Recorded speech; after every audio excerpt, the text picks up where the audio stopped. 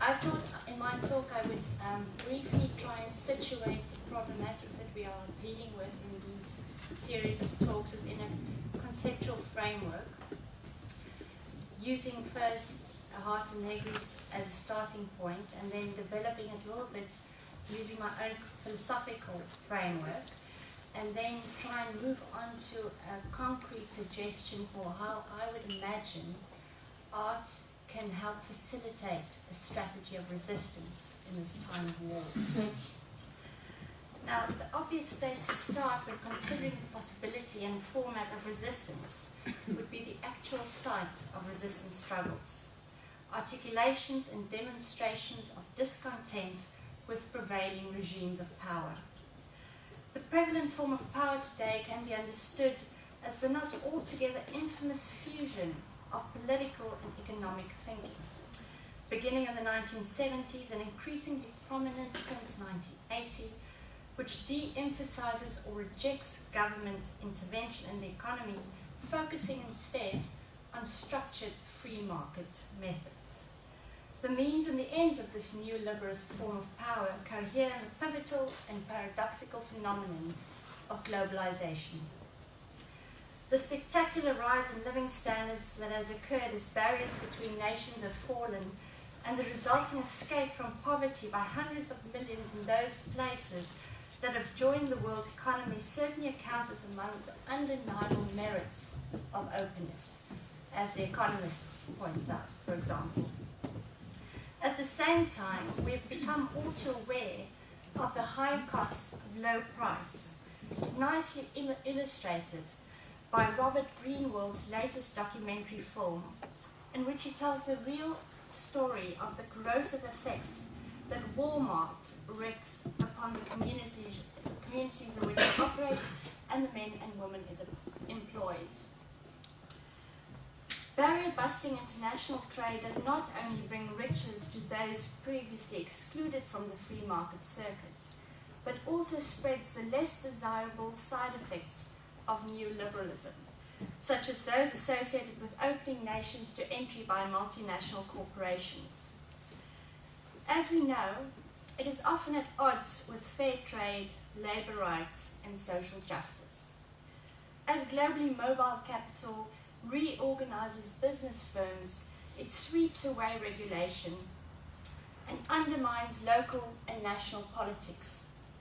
Globalization creates new markets and wealth, even as it causes widespread suffering, disorder, and unrest. How to resist the often invisible and always insidious meshes of such an interlaced, ever-proliferating, and all-inclusive network power? One way would be to strike when this multi-headed monster rears one of its ugly heads. A recent opportunity presented itself in July this year during the G8 summit in Glen Eagles. As is often the case with such demonstrations, those protesting against the G8's planetary depredations fell dividedly, oscillating between the dismissive pleas of Make Poverty History and the anarchist headbangers of the Black Bloc. On the one hand, organizations such as Globalized Resistance oppose the G8's pretension of being a legitimate body for solving the world's problems. They want to unmask the seemingly unstoppable coalition as unelected and unaccountable. On the other hand, Make Poverty History aim to show that they are indeed Africa's Messiah, that the G8's power can and should be harnessed for the good of all humankind. While waiting for a more legitimate entity to turn up, 30,000 African children die daily. However negligible and incongruent these protests might seem, they should not be underestimated. In 1999, the World Trade Organization talks broke down for the first time since its foundation in 1995. In the streets, as the police wiped the blood from their batons, something had happened. The global justice movement had been born. Before Seattle, the globalization of free trade was considered inevitable. After it, globalization was something that could be resisted, partly through direct resistance to the World Trade Organization and the G8.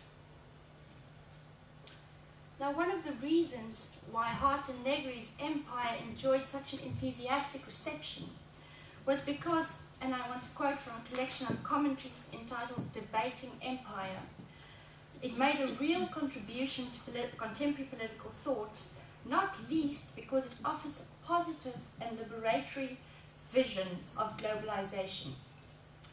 They argue that empire should be understood as a network of power made of a multitude of globally scattered nodal points. No single nexus of power on this grid, no matter how singularly powerful, not even the United States, can operate on its own. This global order, called empire, has therefore come to replace imperialism, which was founded on the sovereignty of the nation-state extending its power through colonization. It represents the outcome of the World Revolt of '68. That is the rejection by the multitude of the nation-state's disciplinary forms of production, or Fordism, and what remains of colonialism. This revolt against what Hart and Negri call transcendent structures of power, based on removing decision-making from the multitude, resulted in the current condition of a placeless, imperial, not imperialist, power.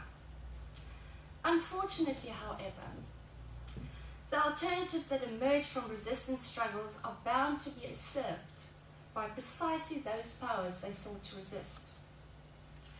That is the inherent danger coupled to resistance that French philosopher Michel Foucault stressed, and that Hart and Negri addressed, specifically multitude. In other words, empire itself needs to be resisted, and it is the multitude, Hart and Negri believe, that will succeed in overcoming empire. Although they are not clear about what sort of political forms this will take, their political optimism and unwavering belief in the real possibility of activism accounts for much of their work's strength. Hart and Negri therefore argue that this network power not only furthers the reach of power, but also provides the very means to resistance.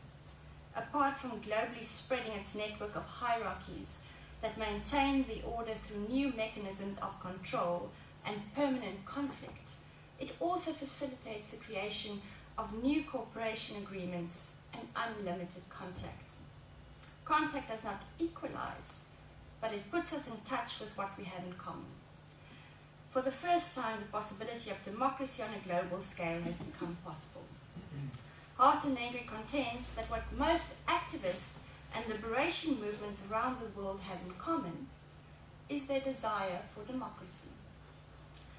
Now, to my mind, this is naively optimistic and highly contentious. But notwithstanding the problems, I think the strength of their position can be localized in two aspects. First, they follow the same strategy as the psychoanalyst does in psychoanalysis, assuming the position of the subject supposed to know, without actually telling the analysand what she or he has to do.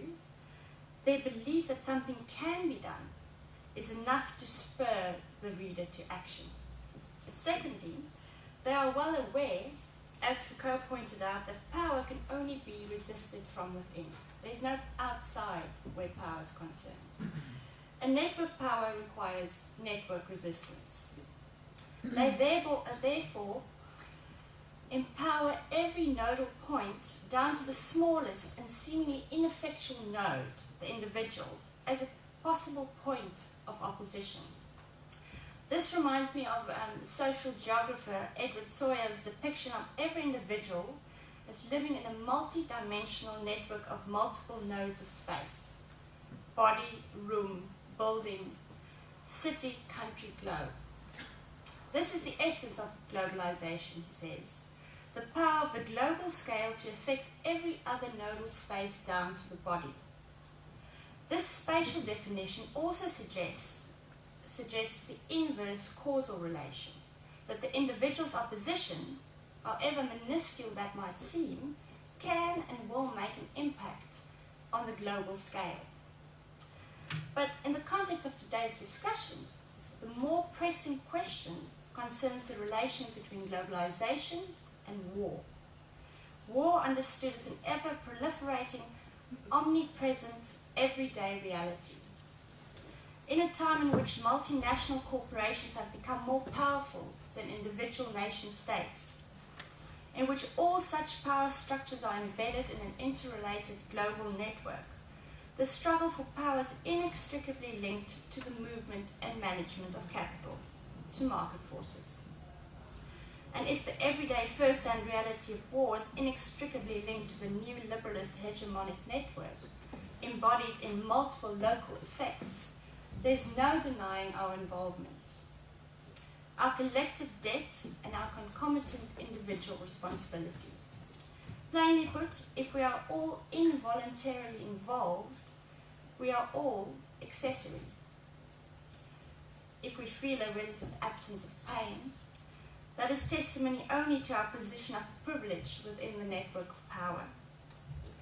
Now, this might seem excessively moralistic, but the upside of being jointly responsible is that each one of us has the ready means to resist power at our disposal. Ultimately, there is no alternative that has found itself in reform. There is only an alternative that founds itself not in that fanciful word of revolution, but in devolution. That is to say, the dismantlement of empire, block by block, from the inside out. But I'm afraid I've been moving a little bit too fast. Allow me to briefly pause and explain some of the conceptual leaps I've made, which relies very heavily on Foucault's conceptualization of power and its relation in terms of war. Already in the 70s, Foucault pointed out that power relations and economic relations together form a sort of network or loop. Although they are inextricably linked, power can be distinguished functionally and formally as a relationship of force in itself. And if it is primarily the implementation and deployment of a relationship of force, it should be analyzed first and foremost in terms of conflict, confrontation, and war. Power, according to Foucault, is the continuation of war by other means. Now, this implies two things. First, that power relations as they function in a society like ours are essentially anchored in a certain relationship of force that was established in and through war at a given historical moment.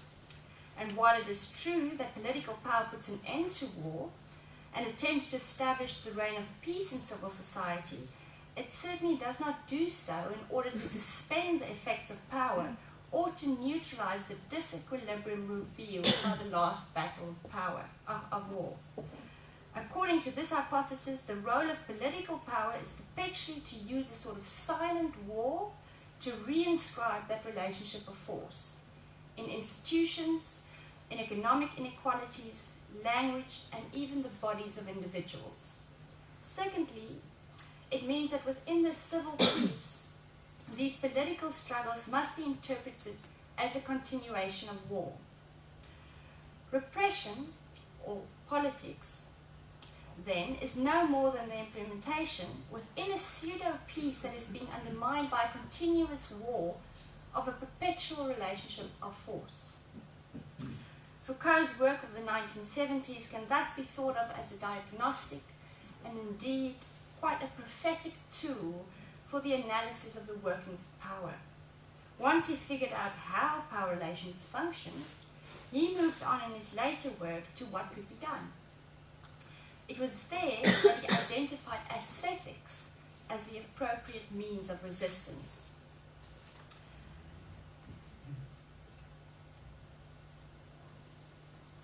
Now, faced with the problem of our entrapment in power relations, Foucault realized that the individual does not only suffer its effects, but is also empowered by power. It might bear the inherent threat of domination, but power is first and foremost enabling. The way in which to harness this potential is to critically engage with the normative forces imposed upon us by external sources. In other words, each one of us has the creative capacity for self-transformation. That is, to bend or mold the forces that shape us. For Foucault, this capacity for counterforce translates into an ethical obligation. We not only can, but we have to secure increased freedom for ourselves through resistance. Why? Because being constituted in and through power, the individual is something other or something more than a distinct singularity. Individual action understood as an interconnected acting or reacting relationship of force cannot simply remain localized or be conceived as individualistic, for it has the potential of causing a chain reaction or a ripple effect through the social fabric. The way in which we engage with our own limits will therefore necessarily have an impact upon others. Moreover, since it is neither localized nor isolated, the individual subject's practices of liberty would then also have the potential of affecting larger scale political changes from the bottom up. And liberation would not only be an ethical, but also a political task. In this context, it is crucial to distinguish between politics as a position one assumes on the political spectrum and the political as the more general capacity to act and to effect changes. This distinction would place politics within the domain of politicians, which we are not, and the political within the purview of each person in this room.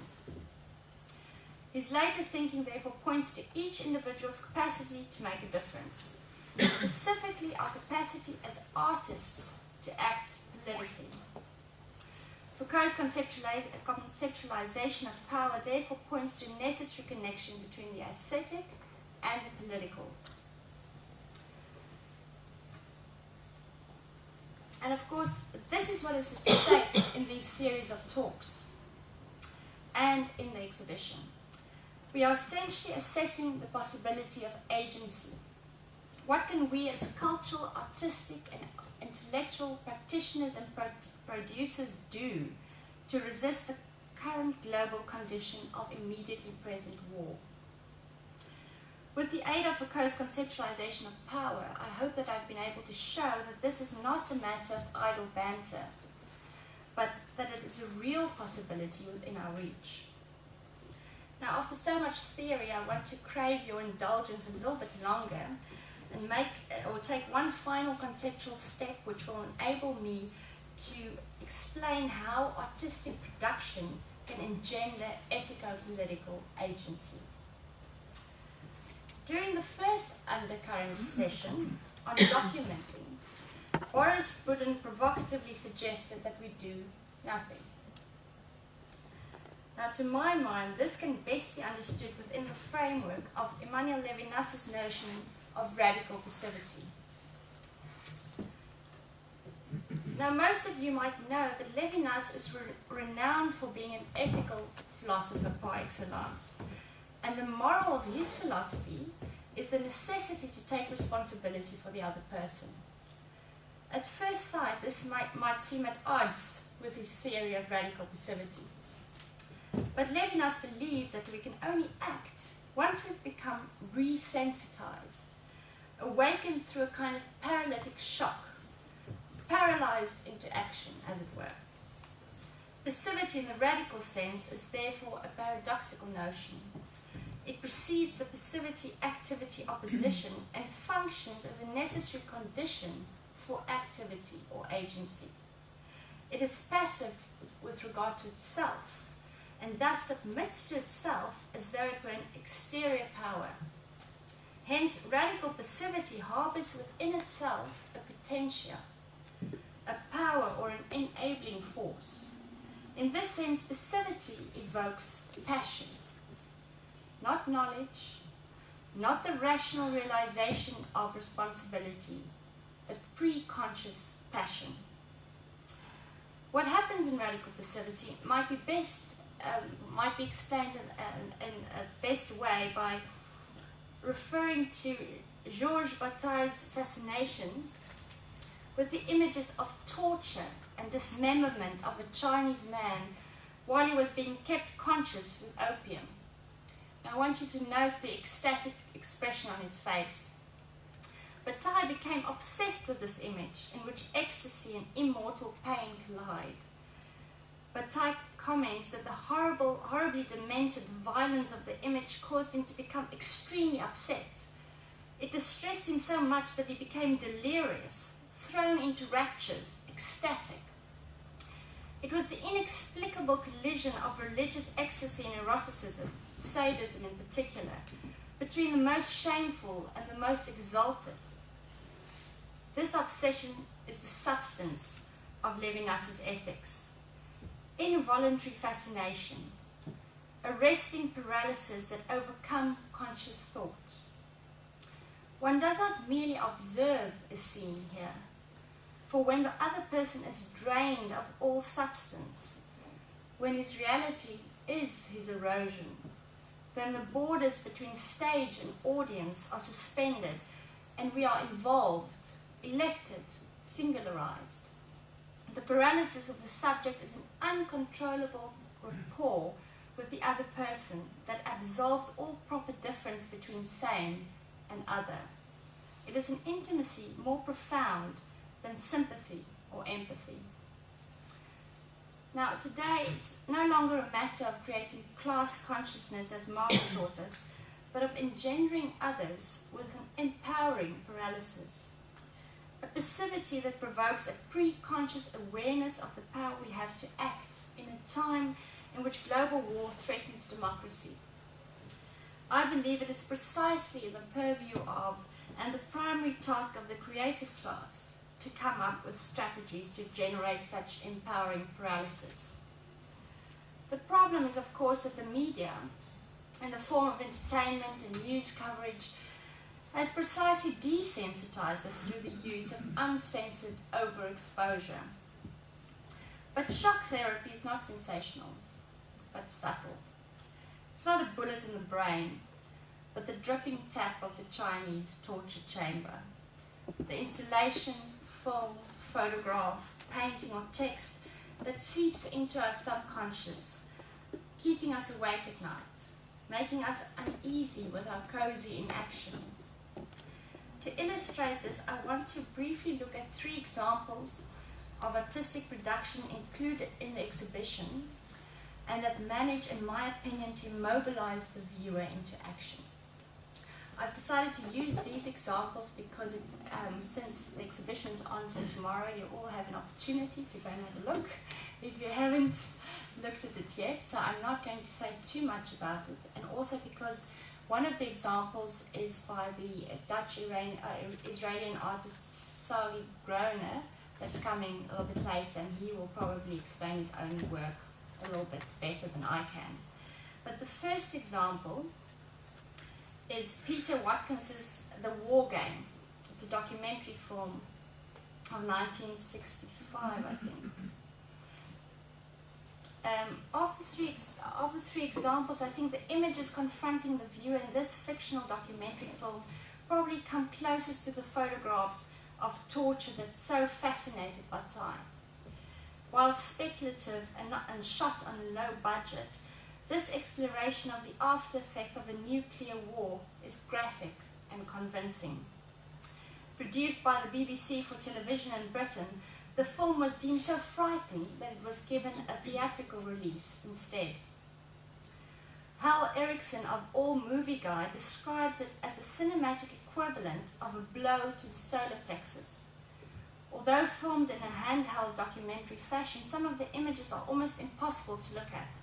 They truly illustrate the theory that in the wake of such a Holocaust, the living will envy the dead. The most heart-wrenching scene is the simplest. Asked what he wants to be when he grows up, a sullen young boy, physically unhurt, but obviously deeply emotionally scarred, mutters, "I don't want to be nothing." The next 2 examples are not visually disturbing in any overt fashion, but their subtlety makes them, in my opinion, even more unsettling. First two images are not so good, I'm afraid, but it gives you an idea of the presentation. It's Maya Bajovic, this is Back in Black, a video installation of 10 minutes. It's a black comedy of sorts. It employs morbid humor to relay the horrors of the war in former Yugoslavia in the 90s. Filmed in a traditional cafe adorned with portraits of the late Yugoslav leader Tito, masked individuals recount disturbing, sick jokes about the war in Sarajevo in cynical, alarmingly pedestrian and deadpan fashion.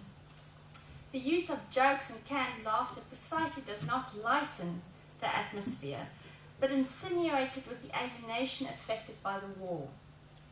This effect is echoed in the stockings worn over the heads of the joke tellers, as though these victims of war have themselves become captives of the aftermath. I found myself mesmerized by these talking, stockinged heads, these bank robbers, themselves robbed by the war. Very different from the previous two examples, this video found a way to convey war-related trauma and personal suffering without resorting to the graphic depiction of its toll.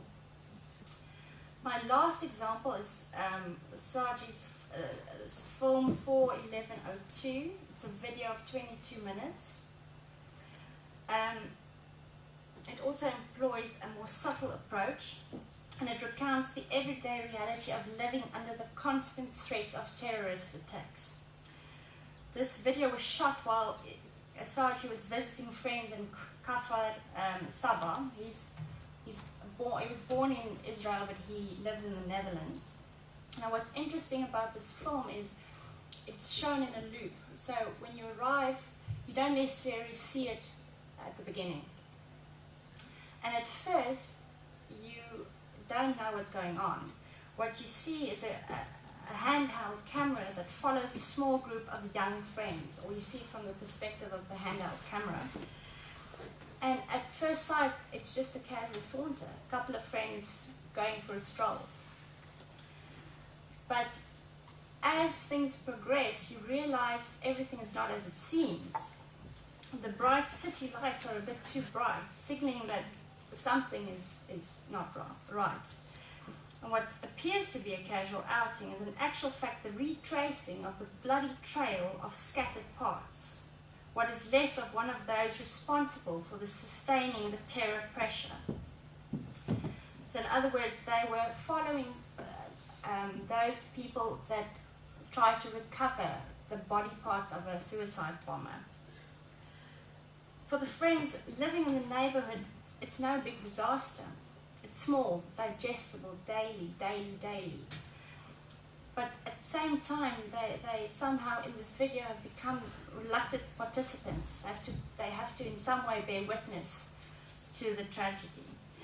And they're both detached and traumatized, desperately trying to digest and carry on with their daily lives. But this has become their daily life. Thank you.